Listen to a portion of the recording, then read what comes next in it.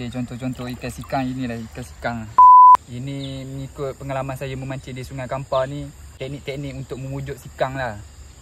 Pendapat saya lah, tempat lain tak pastilah macam mana pun. Kalau action gewang macam contoh top water atau pensil, kita mengikut arus untuk mendapatkan action yang cantik. Kalau kita melawan arus, action akan kurang cantik lah. Contoh macam gewang, top water apa semua, kita lebih suka membaling ke atas, menurun ke bawah untuk mendapatkan action yang cantik.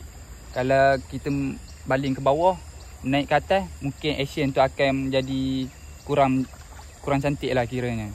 Contoh-contoh jantan betina sikang lah. Kalau sikang jantan warna kuning lah.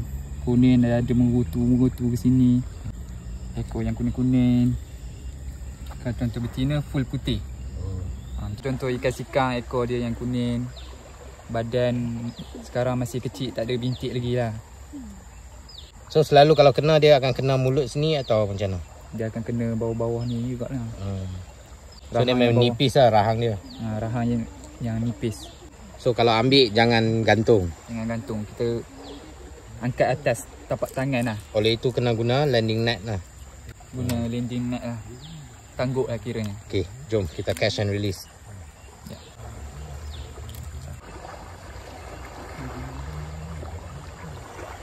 Okay, mantap.